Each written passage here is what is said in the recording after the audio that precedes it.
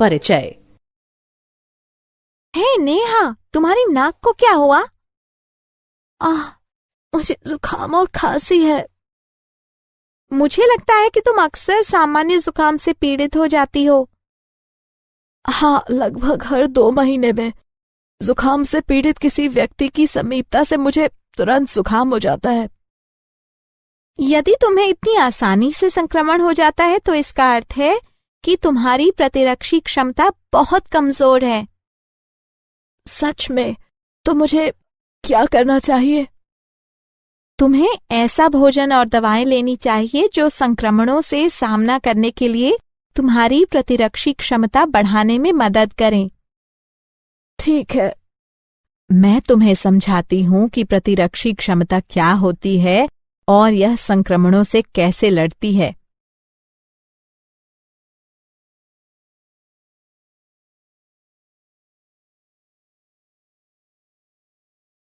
उद्देश्य।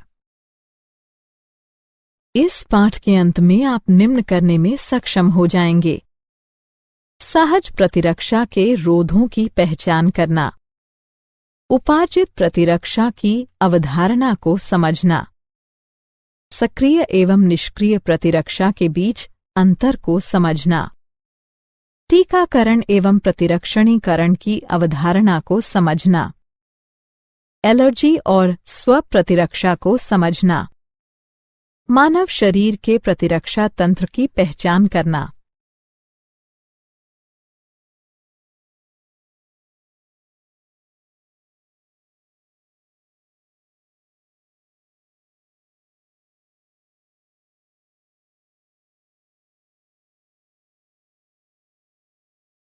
प्रतिरक्षा। प्रतिरक्षा क्या है?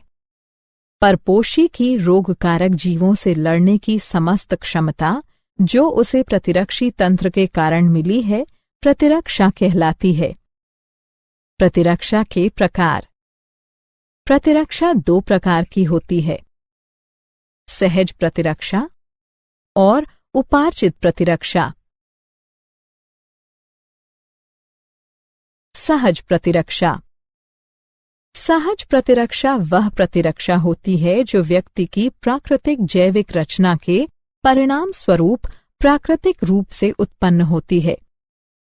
सहज प्रतिरक्षा हमारे शरीर में बाह्य कारकों के प्रवेश के सामने विभिन्न अवरोध खड़े करने से हासिल होती है।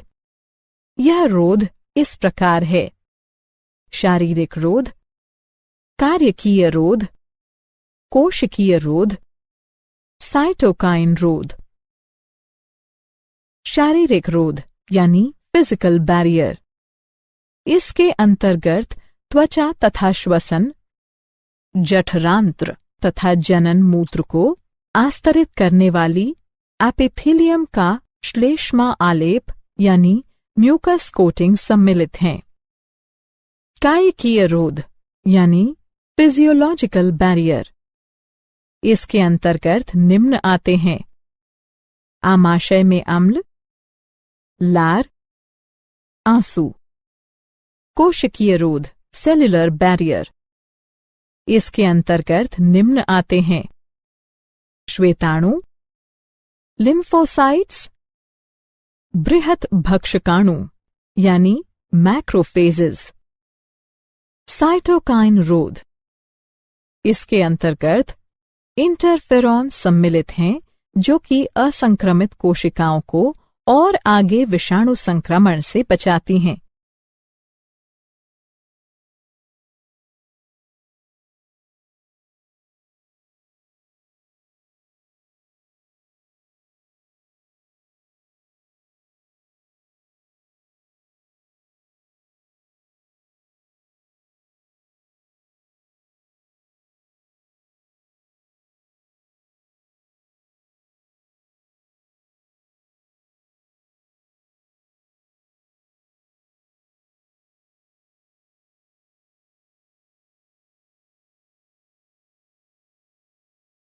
उपार्जित प्रतिरक्षा। उपार्जित प्रतिरक्षा यह प्रतिरक्षा होती है जो रोगजनक के संपर्क में आने पर रोग प्रतिकारक यानी एंटीबॉडी के विकास द्वारा प्राप्त की जाती है। जब हमारे शरीर का पहली बार किसी रोगजनक से सामना होता है तो एक निम्न तीव्रता की प्राथमिक अनुक्रिया होती है। हालांकि बाद में उसी रोगजनक से सामना होने पर बहुत ही उच्च तीव्रता की अनुक्रिया होती है। यह अनुक्रियाएं विशेष प्रकार के लसिकाणुओं की सहायता से की जाती हैं। बी लसिकाणु, टी लसिकाणु, बी लसिकाणु ये रोगजनकों से लड़ने के लिए रक्त में प्रतिरक्षी यानी एंटीबॉडीज नामक प्रोटीन का निर्माण करती हैं। टी लसिकाणु, टी लसिकाणु प्रतिरक्षियों यानी एंटीबॉडीज के निर्माण में बी लसिकाणु की सहायता करती हैं।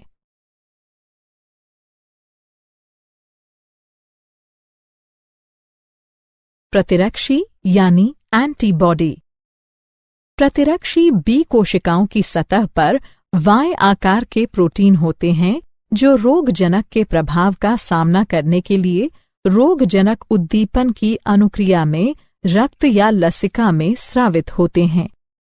हमारे शरीर में विभिन्न प्रकार के प्रतिरक्षी होते हैं जैसे IgA, IgM, IgE, IgG इत्यादि। प्रतिरक्षी की संरचना। प्रत्येक प्रतिरक्षी अणु में 4 पेप्टाइड श्रृंखलाएं होती हैं। लघु हल्की श्रृंखलाएं, दीर्घ भारी श्रृंखलाएं। एक प्रतिरक्षी अणु H2L2 के रूप में दर्शाया जाता है।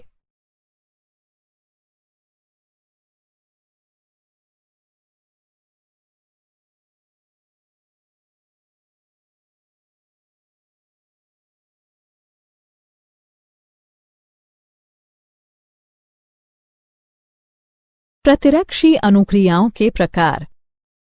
हमारे शरीर में 2 प्रकार की प्रतिरक्षा अनुक्रियाएं होती हैं।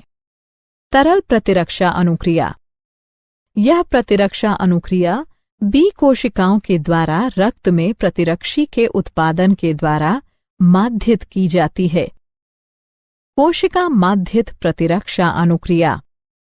इस प्रकार की अनुक्रिया श्वेताणुओं, प्राकृतिक भक्षक कोशिकाओं, टी लसिकाणुओं और साइटोकाइन्स के सक्रियण द्वारा उत्पन्न की जाती है। इस प्रकार की अनुक्रिया टी लसिकाणुओं द्वारा माध्यित की जाती है।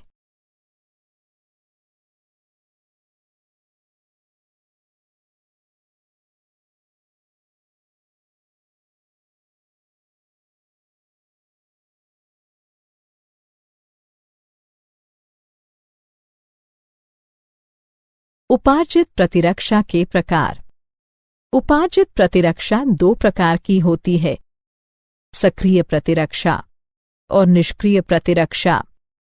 सक्रिय प्रतिरक्षा यह एक प्रतिजन की अनुक्रिया में प्रतिरक्षी के उत्पन्न होने के परिणाम स्वरूप होती है। निष्क्रिय प्रतिरक्षा जब पहले से तैयार प्रतिरक्षी सीधे ही शरीर के बाह्य तत्वों से रक्षा के लिए दिए जाते हैं तो यह निष्क्रिय प्रतिरक्षा कहलाती है। सक्रिय और निष्क्रिय प्रतिरक्षा के उदाहरण। सक्रिय और निष्क्रिय प्रतिरक्षा को प्राकृतिक या कृत्रिम रूप में अर्जित किया जा सकता है।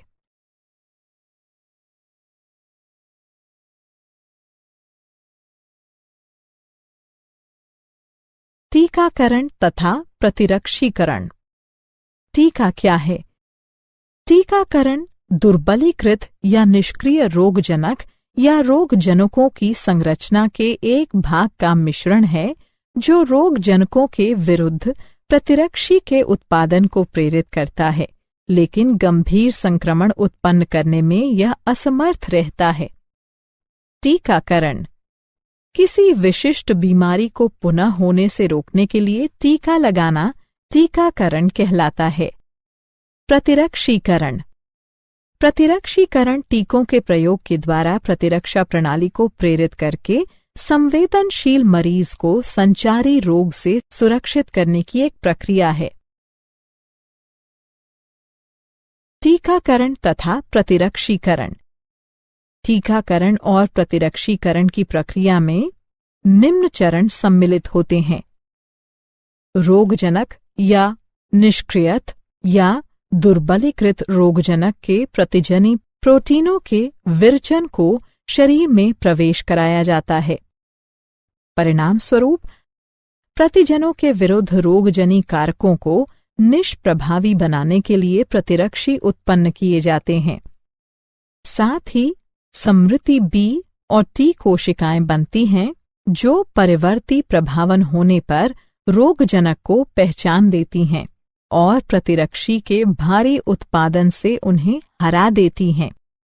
इस प्रकार प्रतिरक्षा प्रणाली की स्मृति शरीर की किसी भी प्रकार के संक्रमण से रक्षा करती है।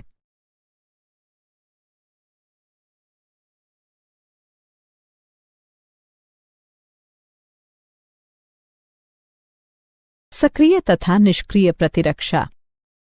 सक्रिय प्रतिरक्षा किसी प्रतिजन की उपस्थिति या किसी संक्रामक रोग के संपर्क में आने पर अनुक्रिया के रूप में प्रतिरक्षियों के विकास के परिणाम स्वरूप प्रतिरक्षीकरण, उदाहरण के लिए बीसीजी का टीका। निष्क्रिय प्रतिरक्षा यदि एक व्यक्ति किन्हीं घातक जीवाणुओं से संक्रमित होता है जिनमें शीघ्र प्रतिरक्षा की आवश्यकता होती है तो हमें सीधे ही प्रतिरक्षी या प्रतिआविश देने की आवश्यकता होती है। इस प्रकार का प्रतिरक्षीकरण निष्क्रिय प्रतिरक्षण कहलाता है। उदाहरण टिटनेस प्रतिआविश।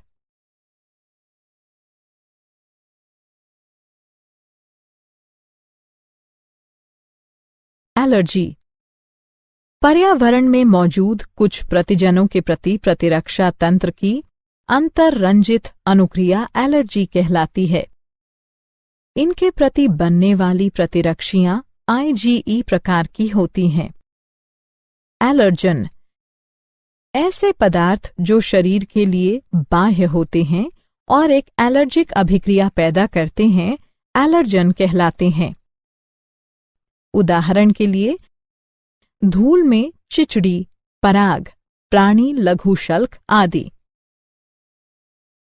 एलर्जी के लक्षण छींकना, पनीली आंखें, बहती नाक, सांस लेने में कठिनाई।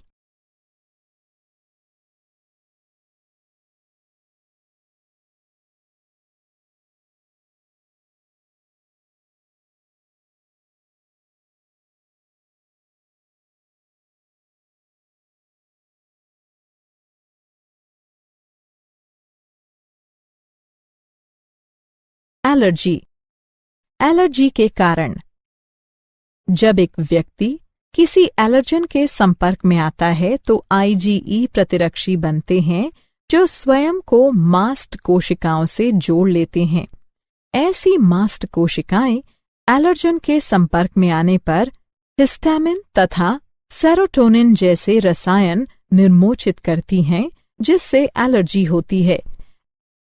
एलर्जी का उपचार एंटीहिस्टामिन, एड्रेनलिन और स्टेरॉइड्स जैसी दवाओं के उपयोग द्वारा एलर्जी के लक्षण कम किए जा सकते हैं।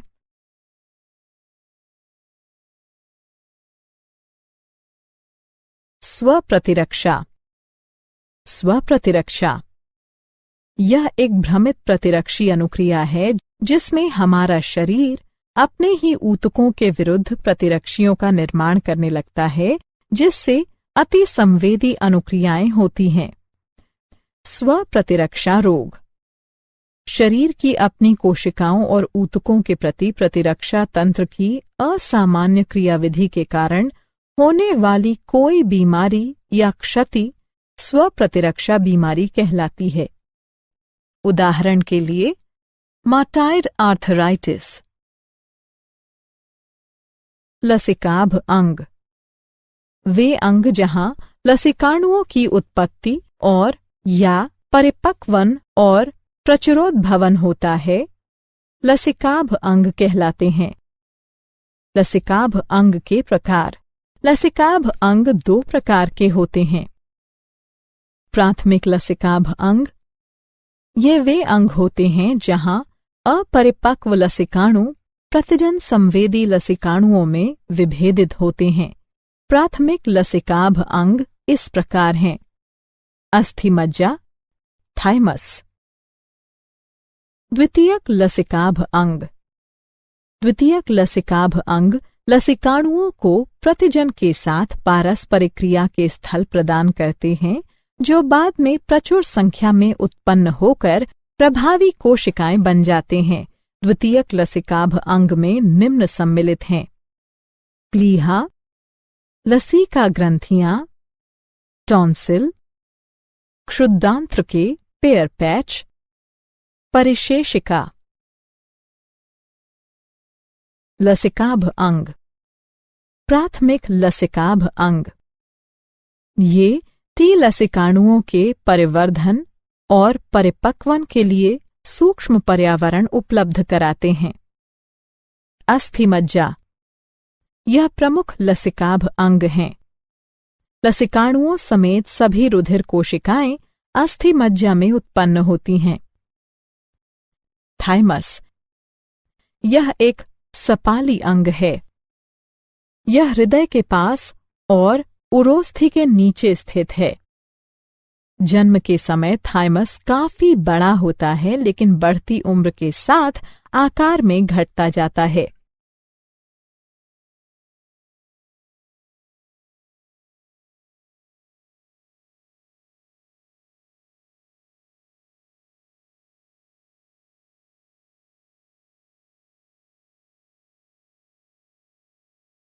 लसिकाभ अंग। द्वितीयक लसिकाभ अंग। प्लीहा। यह सेन की आकृति का अंग है। इसमें लसिकाणु और भक्षकाणु होते हैं। यह रुधिर जनित सूक्ष्म जीवों को अवरुद्ध करके रुधिर निस्यंदक के रूप में कार्य करता है। लसिका ग्रंथियां। ये छोटी ठोस संरचनाएं होती हैं जो लसिका तंत्र पर भिन्न भिन्न स्थलों पर स्थित होती हैं। जो सूक्ष्म जीव या दूसरे प्रतिजन लसिका और ऊतक तरल में आ जाते हैं, वे उन्हें रोक लेती हैं। ये प्रतिजन वहां मौजूद लसिकाणुओं का सक्रियण प्रेरित करती हैं और प्रतिरक्षा अनुक्रिया के लिए उत्तरदायी हैं। मॉल्ट या श्लेष्म संबद्ध लसिकाभ ऊतक। यह मानव शरीर के लसिकाभ ऊतक का लाभ 50% है। यह प्रमुख पथों जैसे श्वसन, पाचन और जनन मूत्र पथ के आस्तरों के भीतर स्थित। क्या आप जानते हैं? पॉलीऑर्थराइटिस, मल्टीपल स्क्लेरोसिस, जार्गन सिंड्रोम इत्यादि स्वप्रतिरक्षा रोगों के उपचार हेतु सूक्ष्म गोलियों या गुटिकाओं के रूप में डायलिकल फ्यूमारेट का उपयोग साइक्लोस्पोरिन के संयोजन में किया जा सकता है। सारांश। आइए हमने जो कुछ सीखा है उसे संक्षेप में दोहराएं। परपोषी की रोगकारक जीवों से लड़ने की समस्त क्षमता जो उसे प्रतिरक्षी तंत्र के कारण मिली है, प्रतिरक्षा कहलाती है। प्रतिरक्षा 2 प्रकार की होती है, सहज और उपार्जित। सहज प्रतिरक्षा शारीरिक, कार्यकीय, कोशिकीय और साइटोकाइन रोध बनाती है। बी और टी लसिकाणु शरीर को उपार्जित प्रतिरक्षा प्रदान करते हैं। यह सक्रिय या निष्क्रिय प्रतिरक्षा हो सकती है। किसी विशिष्ट बीमारी को होने से रोकने के लिए टीका लगाना टीकाकरण कहलाता है। पर्यावरण में मौजूद कुछ प्रतिजनों के प्रति प्रतिरक्षा तंत्र की अतिरंजित अनुक्रिया एलर्जी कहलाती है। शरीर की अपनी कोशिकाओं और ऊतकों के प्रति प्रतिरक्षा तंत्र की असामान्य क्रियाविधि के कारण होने वाली कोई बीमारी या क्षति स्वप्रतिरक्षा बीमारी कहलाती है। वे अंग जहां लसिकाणुओं की उत्पत्ति और या परिपक्वन और प्रचुरोद्भवन होता है, लसिकाभ अंग कहलाते हैं। वे प्राथमिक यानी अस्थि और थाइमस या द्वितीयक जैसे प्लीहा, लसिका ग्रंथियां आदि हो सकती हैं।